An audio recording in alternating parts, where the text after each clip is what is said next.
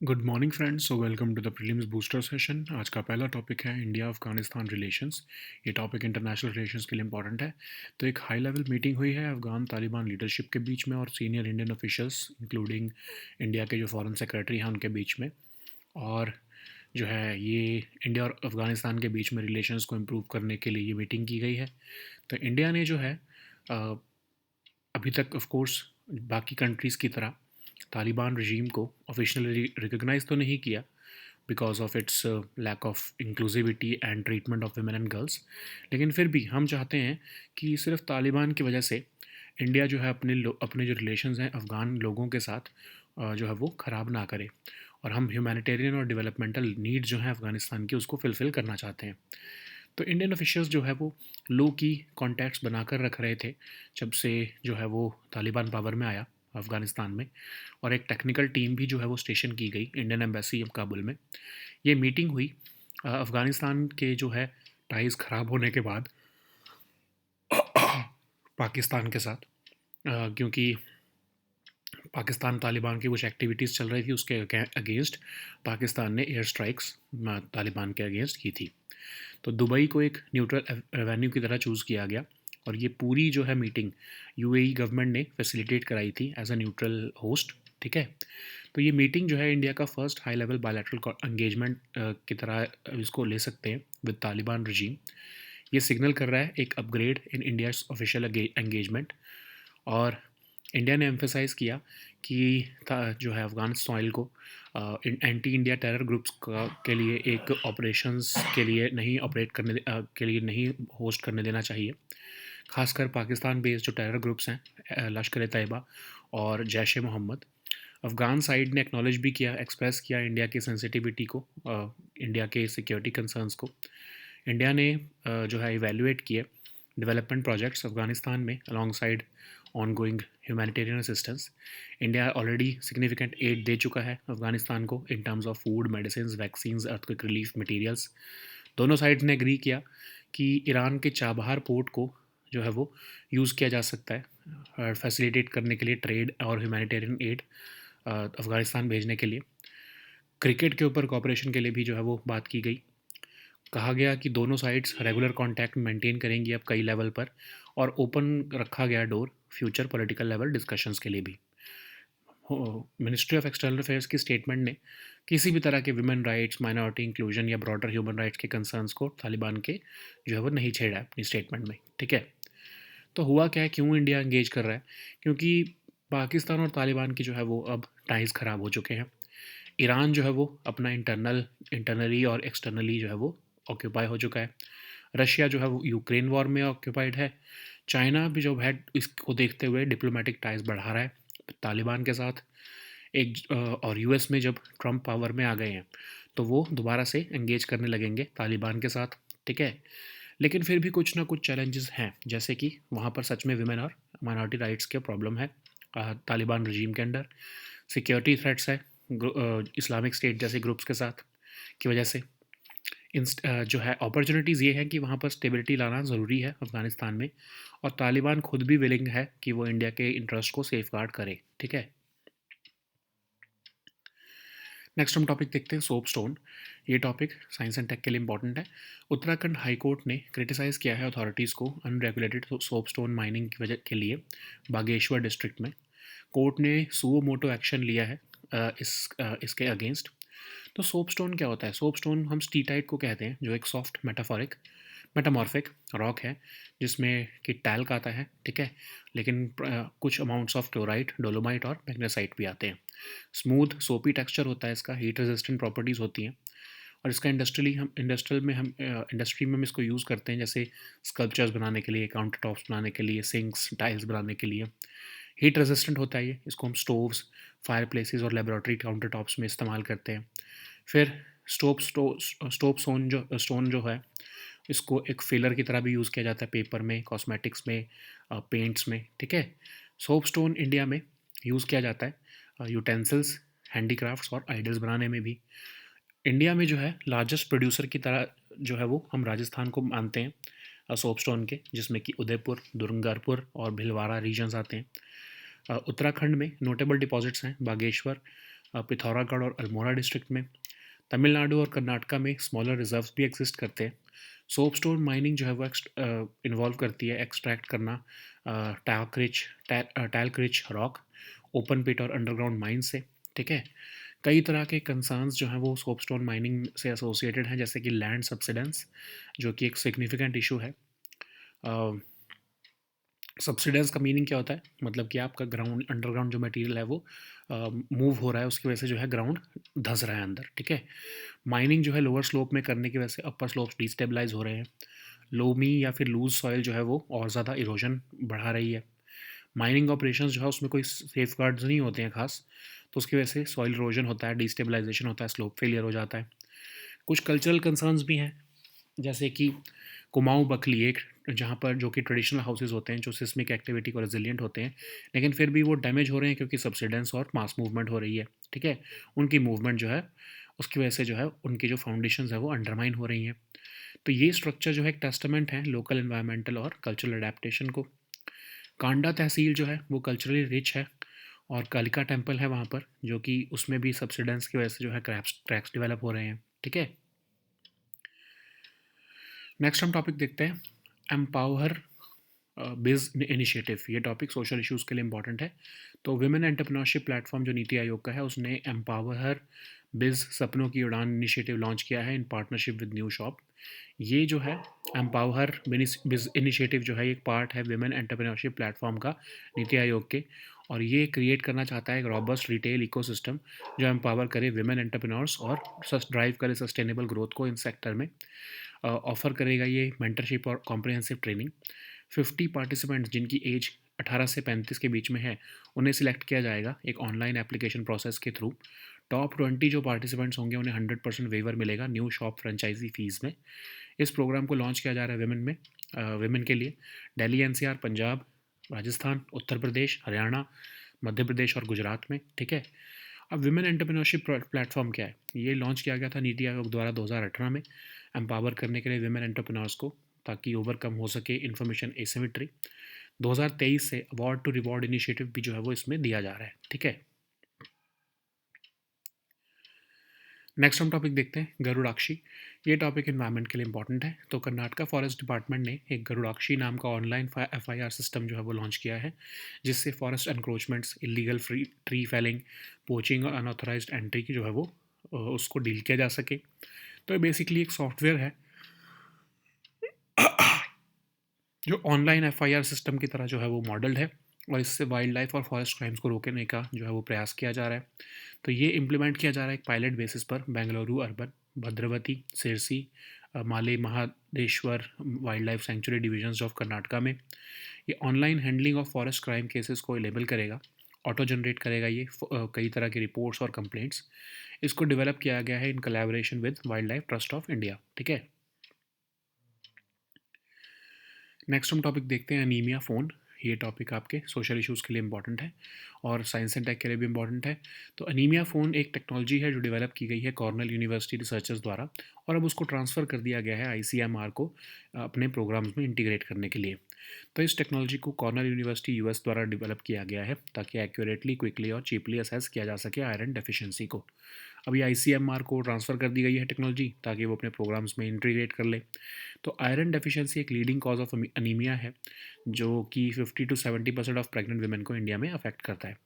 तो इस टेक्नोलॉजी में स्मॉलर फिंगर स्टिक एक होती है, जिसमें कि ड्रॉप ऑफ ब्लड डाला जाता है एक टेस्ट स्ट्रिप पर, और कुछ मिनट्स में, जैसे कोविड होम टेस्ट होता है ना, वैसे ही कुछ मिनट्स में जो है वो रीडर आ जाता है और उससे पता लग जाता है। इन्फॉर्मेशन को अपलोड किया जाता है क्लिनिकल डेटाबेस में, फिर हेल्थ केयर वर्कर्स बता पाते हैं कि क्या टेस्ट के रिजल्ट हैं और उसके हिसाब से गाइडेंस दे पाते हैं। ओके। नेक्स्ट हम टॉपिक देखते हैं, इंडो तिब्बतन बॉर्डर पुलिस। ये टॉपिक आपके सिक्योरिटी के लिए इंपॉर्टेंट है। तो डायरेक्टर जनरल जो आईटीबीपी के हैं, उन्होंने कहा है कि लगभग 33 बॉर्डर पोस्ट जो है वो closer to India China border हमने पहुंचा दी है as part of their forwardisation plan. तो आईटीबीपी एक सेंट्रल आर्म्ड पुलिस फोर्स है इंडिया की, जिसको 1962 में रेज़ किया गया था सीनो इंडियन वॉर ऑफ 1962 के बाद। लगभग 3400 लगभग 3488 किलोमीटर का जो इंडिया और चाइना का बॉर्डर है, ये उसको गार्ड करती है, और इंक्लूडिंग जो आपका हाई ऑल्टीट्यूड एरियाज़ हैं, कराकोरम पास लद्दाख में या जाजेपला पास ऑफ अरुणाचल प्रदेश में। ये एक स्पेशलाइज्ड माउंटेन फोर्स है, न्यू दिल्ली में इसका हेडक्वार्टर है, ठीक है। नेक्स्ट हम टॉपिक देखते हैं global energy alliance for people and planet. ये टॉपिक इन्वायरमेंट के लिए इंपॉर्टेंट है। तो recently global energy alliance for people and planet जो है उसने एक multi donor trust fund assign किया है इंटरनेशनल सोलर अलायंस के साथ, ताकि $100 मिलियन मोबिलाइज किए जा सकें high impact solar energy projects के लिए, को फंड करने के लिए। तो global energy alliance for people and planet जो है वो एक अलायंस है फिलैंथ्रोपिस्ट्स का, गवर्नमेंट्स का, टेक्नोलॉजी का, पॉलिसी का और फाइनेंसिंग पार्टनर्स का। तो ये एक तरह से एमर्जिंग और डेवलप्ड इकोनॉमीज़ को इनेबल करेगा एक clean energy pro growth model देने के लिए, एक्सेलरेट करने के लिए यूनिवर्सल एनर्जी एक्सेस, ठीक है। तो इसका मोटिव ये है कि 4 giga tons of future carbon emissions को जो है वो कम किया जा सके। तो अब इसके अंदर कुछ इनिशिएटिव्स अनाउंस किए गए हैं, जैसे कि मल्टी डोनर ट्रस्ट फंड, जो कि इंटरनेशनल सोलर अलायंस के साथ मिलकर एक फ़ंड बनाया जा रहा है $100 मिलियन मोबिलाइज करने के लिए। और कई तरह के गवर्नेंस ओवरसाइट्स जो है ये आईएसए को प्रोवाइड करेगा। फिर आपका digitalisation of utilities for energy transition, जो कि एक डिजिटलाइजेशन करेगा ग्रिड सिस्टम्स की, ताकि ये सिस्टम लोड फ्लो एनालिसिस और real time tracking of voltage current और फेज डेटा दे सके, ठीक है। ऐसे ही एंटाइस 2.0 है, जो कि एक प्लेटफॉर्म है डिज़ाइन किया गया है ताकि आइडेंटिफाई नर्चर और स्केल किया जा सके इनोवेटिव सॉल्यूशंस को, ताकि इंडिया के स्टार्टअप इकोसिस्टम को एक्सेलरेट किया जा सके और सस्टेनेबिलिटी जो है वो अचीव कर सके, ठीक है। 2025 में ये शुरुआत करेगा, ओके। नेक्स्ट हम टॉपिक देखते हैं प्रवासी भारतीय दिवस। ये टॉपिक इंटरनेशनल रिलेशंस के लिए इम्पॉर्टेंट है। तो 18 प्रवासी भारतीय दिवस जो है वो 8 से 10 जनवरी के लिए जो है वो समय सेलिब्रेट किया जा रहा है। तो एक फ्लैगशिप इवेंट है ये मिनिस्ट्री ऑफ एक्सटर्नल अफेयर्स की सिंस 2003। 2015 से इसको 2 साल में एक बार मनाया जाता है।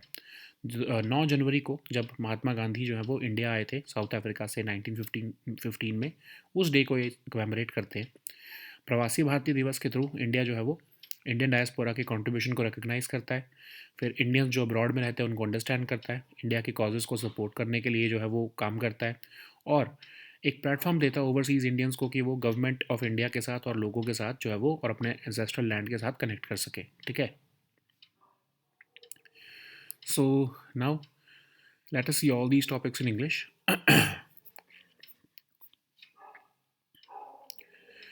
So the first topic is India-Afghanistan relations. This topic is important for your international relations. So a high-level meeting has been conducted with Afghan Taliban leadership and senior Indian officials, including the Indian Foreign Secretary. So the meeting was aimed to strengthen cooperation between India and Afghanistan. So India, like any other major power, has not yet officially recognized the Taliban regime due to its lack of inclusivity and treatment of women and girls. But India's engagement is aimed to strengthen ties with Afghan people and support humanitarian and developmental needs. So, Indian officials have been maintaining low key engagements with Afghanistan, and a technical team was also stationed at the Indian embassy in Kabul. Okay, so this meeting occurred against the backdrop of Afghanistan's strained ties with Pakistan and the over the activities of Pakistan Taliban and retaliatory airstrikes. Dubai was chosen as a neutral venue for this high level meeting, facilitated by the UAE government. Okay, so this meeting marks the first high level bilateral engagement with Taliban regime.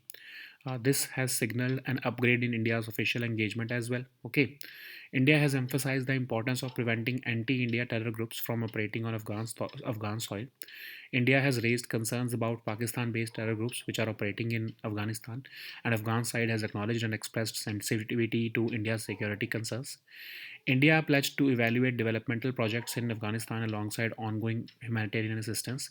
India has already dispatched significant aid, including food, medicines, vaccines, and earthquake relief items. Okay, both sides have agreed to promote the use of Iran's Chabahar port to facilitate trade and humanitarian aid to Afghanistan. Enhanced cooperation in cricket was also discussed.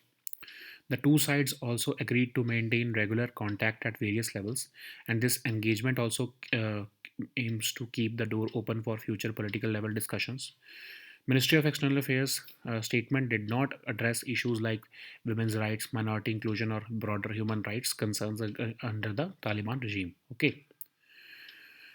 So why India is engaging with Taliban? Once allies, Pakistan and Taliban are now adversaries. Iran is preoccupied with internal and external conflicts. Russia is now caught in its war with Ukraine. So, seeing all this, China is silently establishing diplomatic ties with Taliban. Even Trump's return to the White House is signaling that he will re-engage with the Taliban. Okay, but still, there are certain challenges, like there are actual suppression of women and minority rights by Taliban in Afghanistan. There are security threats from groups like Islamic State, but still, opportunities exist in terms of increased stability in Afghanistan and Taliban's willingness to safeguard India's interests and collaborate on development initiatives. Okay, so the next topic is soapstone. This topic is important for your science and tech section. So, Uttarakhand High Court has criticized authorities for unregulated soapstone mining in Bageshwar district. So, this court took suo moto notice of this mining. And what is soapstone? So, soapstone is steatite and it is a soft metamorphic rock composed primarily of talc and varying amounts of chlorite, dolomite, and magnesite. Its smooth, soapy texture and heat resistant properties make it a versatile material. Okay, so soapstone is widely used in industries for making sculptures, countertops, sinks, and tiles due to its durability and aesthetic appeal. So it is used in stoves, fireplaces, and laboratory countertops. Ground soapstone serves as a filler in paper, cosmetics, and paints. In India, soapstone is used for making utensils, handicrafts, and idols. The largest producer, particularly of soapstone, is particularly in Udaipur, Dungarpur, and Bhilwara in Rajasthan. In Uttarakhand, we find notable deposits in Bageshwar, Pithoragarh, and Almora districts. In Tamil Nadu and Karnataka, smaller reserves also exist. Soapstone mining involves extracting talc-rich rock from open pit or underground mines. But still, what are the concerns regarding soapstone mining? First, of course, is the land subsidence issue in Uttarakhand, where we are witnessing sinking of ground due to underground material movement. Okay, then there is mining in lower slope, which destabilizes upper slopes. Loamy loose soil in this region also exacerbates erosion. Then we have mining operations which lack essential safeguards like green belts, retaining walls, buffer zones, and slope monitoring. These deficiencies accelerate soil erosion, destabilization, and slope failure. Okay, so the Kumau Bakli, which is the traditional houses resilient to seismic activity, are now damaged due to subsidence and mass movement, undermining their foundations. These structures are a testament to local environmental and cultural adaptation over centuries. So then we have this Kanda Tehsil, which is culturally rich, and it is. Then we have this Kalika temple, which is a site in Kanda, and it has developed cracks due to subsidence. Okay. So the next topic is Empower Biz Initiative. This topic is important for your social issues. So the Women Entrepreneurship Platform of Niti Aayog has launched the Empower Biz Sapno Ki Udaan initiative in partnership with New Shop. This initiative is a part of the Women Entrepreneurship Platform of Niti Aayog to create a robust retail ecosystem that empowers women entrepreneurs and drives sustainable growth in this sector. It will offer mentorship and comprehensive training covering retail management, digital tools, financial literacy, and business development to aspiring women entrepreneurs. Under this initiative, 50 participants aged 18 to 35 will be selected through an online application process based on specific criteria. Top 20 of these participants will receive a 100% waiver on new shop franchisee fees. This program is being launched for women from Delhi NCR, Punjab, Rajasthan, Uttar Pradesh, Haryana, Madhya Pradesh, and Gujarat. So, Women Entrepreneurship Platform was launched in 2018 by Niti Aayog, and it aims to empower women entrepreneurs by overcoming information asymmetry. Since 2023, the Award to Reward initiative has also been announced by the Women Entrepreneurship Platform. Okay. So the next topic is Garudakshi. This topic is important for your environment section. So Karnataka Forest Department has launched the Garudakshi online FIR system to curb forest encroachments, illegal tree felling, poaching, and unauthorized entry into forest areas. So Garudakshi is a software which is modeled on the online FIR system to curb wildlife and forest crimes. So it will be implemented on a pilot basis in Bangalore urban, Bhadravati, Sirsi, Mali Mahadeshwar, Wildlife Sanctuary Divisions of Karnataka. It will enable the online handling of forest crime cases under the Forest and Wildlife Protection Acts. This portal will also auto-generate formats for various reports and complaints. It will be developed in collaboration with the Wildlife Trust of India. Okay. So the next topic is anemia phone. This topic is important for your science and tech section and social issues. So anemia phone is a technology which has been developed by Cornell University researchers, and it has been transferred to the ICMR for integration into its programs. So it's a technology developed by Cornell University to accurately, quickly, and cheaply assess iron deficiency. It has been transferred to the ICMR for integration into its programs. Iron deficiency is the leading cause of anemia, which affects about 50 to 70% of pregnant women in India. This technology requires a small finger stick, a drop of blood on a test strip, similar to what you do during the what you did during the COVID home test. And after a few minutes, the results are uploaded on a clinical database from where the healthcare workers can interpret the test and provide guidance to the person. Okay. So the next topic is Indo-Tibetan Border Police. This topic is important for your security section. So recently, the Director General of ITBP has said that ITBP has moved at least 33 border outposts closer to India-China border as part of its forwardization plan. So ITBP is a central armed police force of India, which was raised in 1962 in the wake of Sino-Indian War of 1962. This force guards 3,488 kilometer long India-China border, including in areas of high altitudes, like from Karakoram Pass in Ladakh to Jalshepla Pass in Arunachal Pradesh. It is a specialized mountain force, and most of the officers are men, professionally trained mountaineers and skiers. Okay. So its headquarters is located in New Delhi. So the next topic is Global Energy Alliance for People and Planet. This topic is important for your environment section. So recently, Global Energy Alliance for People and Planet, which has signed a multi-donor trust fund with International Solar Alliance to mobilize $100 million to fund high-impact solar energy projects. So what is this Global Energy Alliance for People and Planet? It is an alliance of philanthropists, governments, technology, policy, and financing partners. The mission is to enable emerging and developed economies to shift to a clean energy pro-growth model, which accelerates universal energy access. The aim is to reduce 4 gigatons of future carbon emissions, expand clean energy access to 1 billion people, and enable 150 million new jobs. Okay. So, what are the initiatives which have been announced by this Global Energy Alliance for People and Planet? So, this first is the Multi Donor Trust Fund, which aims to mobilize $100 million and support International Solar Alliance by providing governance oversight, facilitating fundraising efforts, and leveraging the expertise in energy transition planning, financing, and project implementation. Then we have this digitalization of utilities for energy transition, which is a program focused on digitalization of grid systems. This system will conduct load flow analysis and real time tracking of voltage, current, and phase data to reduce transmission and distribution losses.